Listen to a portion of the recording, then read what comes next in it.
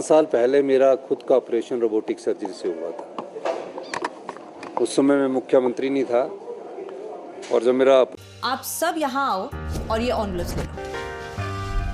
हम अपनी जिंदगी में अच्छा बुरा सब जानते हैं, लेकिन फिर भी कुछ बातें इग्नोर कर देते हैं, जान के अनजान बन जाती हैं। तो मैंने सोचा जाते जाते याद दिला जाओ, ताकि पूरी जिंदगी इग्नोर नहीं, याद रखोगे मुझे भी और इन बातों को भी।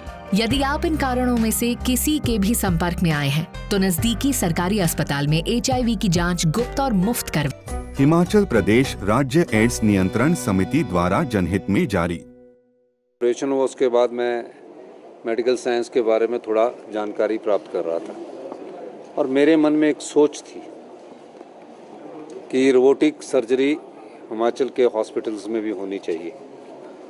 और मुझे खुशी है कि वो आज उस सोच को हम धरातल पर लाए हैं और आज पहला रोबोटिक ऑपरेशन जो है, जिन्होंने 5 साल पहले मेरा किया था, जो कि डॉक्टर अनंत कुमार जी हैं, मैक्स हॉस्पिटल के यूरो के स्पेशलिस्ट है, उनके साथ डॉक्टर पंपोश राणा जी, ये आज पहला प्रोस्टेट कैंसर का ऑपरेशन कर रहे हैं। और पहली बार ये प्रोस्टेट कैंसर जो है रोबोटिक सर्जरी के द्वारा प्रदेश में किया जा रहा है। और जो मरीज है उस रोबोटिक ऑपरेशंस को हमने आपको देखा है, उसका हम आपको थोड़ा सा वीडियो भी बाद में अभी शेयर करेंगे।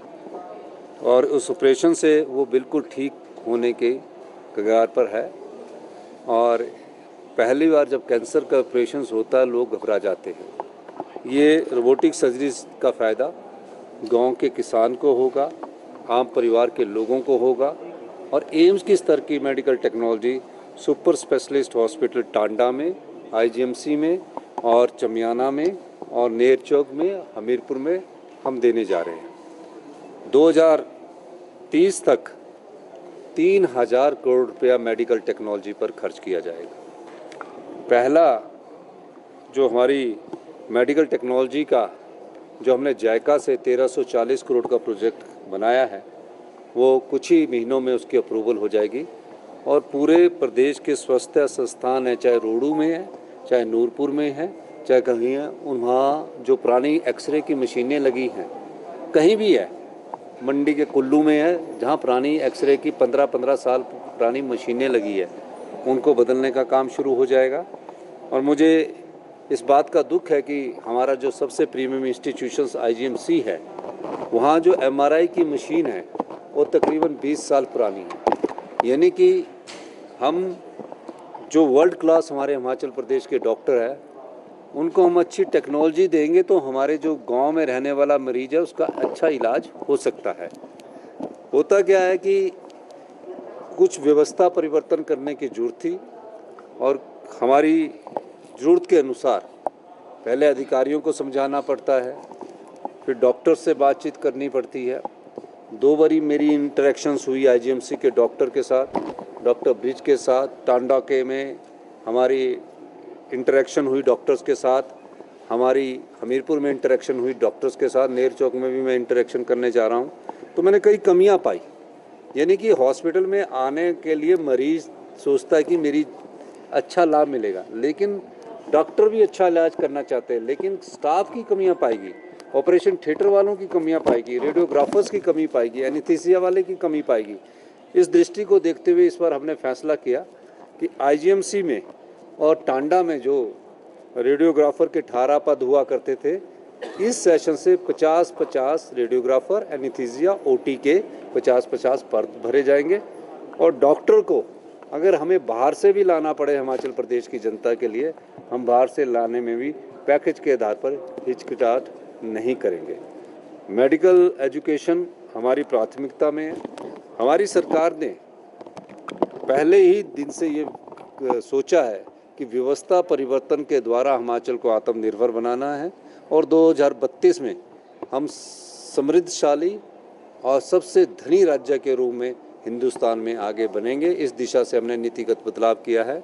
ये ठीक है कि हमारे पास थोड़ी पैसों की कमी है, लेकिन मैंने हेल्थ में और जगह भी कट मारकर इसी साल मैं आपको बताना चाहता हूँ, जितने मेडिकल कॉलेज है उसमें 200 करोड़ रुपए के लेटेस्ट इक्विपमेंट खरीदने के लिए सैंक्शंस अपने बजट से दी है।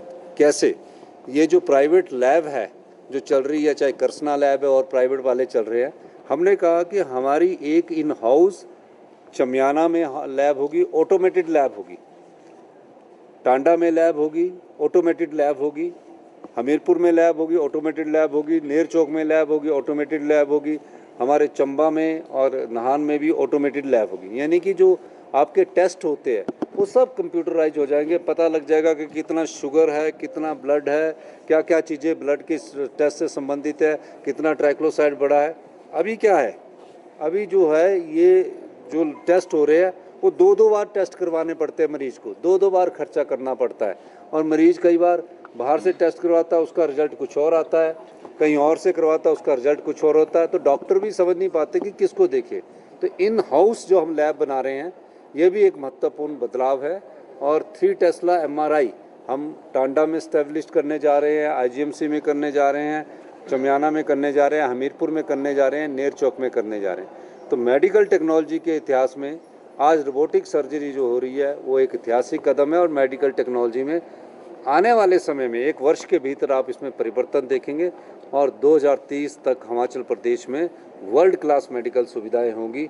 ये मैं दावे के साथ कह सकता हूँ। जो रोबोटिक सर्जरी धारक है उनको मिलेगी सुविधा? सबको मिलेगी। ये गरीब आदमियों के लिए लाए हैं हम, आम आदमी के लिए लाए हैं, ये कोई अमीर आदमी के लिए नहीं है। जो भी खर्चा होगा इस रोबोटिक सर्जरी में उसका जो प्रावधान है हिमाचल प्रदेश की सरकार करेगी और हम अपने रिसोर्सेज से इस को हम करेंगे। सर, एक किडनैपिंग का मामला सामने लिया है, क्या इसकी अपडेट है आपके पास? देखिए, जब एक किडनैपिंग का मामला है, इनके पेरेंट्स मेरे से मिले और उसमें एजुकेशन मिनिस्टर बैंस साहब भी मिले और उनसे मैंने कहा कि आपके बच्चों का फर्स्ट क्लू हमको मिल गया था और कल शाम को हमने ये डिकोड किया। 4-5 के करीब बच्चों का पता लगा कि कोटखाई के चैंथला में है और जो लेकर गया था वो भी BCS का पड़ा हुआ था। अभी इस इन्वेस्टिगेशन जारी है। कुछ इन्वेस्टिगेशन के बारे में मैं अभी कुछ नहीं कहना चाहता। तीनों बच्चे सेफली है, स्कूल को हैंडओवर कर दिए गए हैं। ये पुलिस की मुस्तैदी और हमारी निगरानी के तहत हमने इसको पूरे दिन रात को भी मैं DGP तिवारी जी से, संजीव गांधी जी से मैं बात करता रहा और पुलिस की मुस्तैदी से तीनों बच्चों का पता हमें लग गया है। सर, मेडिकल कॉलेजों में जो ये नए लोगों उन्होंने कहा कि नए लोगों को आने का मौका मिलना चाहिए और अच्छी बात है। उन्होंने अपने आप इस्तीफा दिया, उनको तो पार्टी रखना चाहती थी, ऐसी कोई बात नहीं है।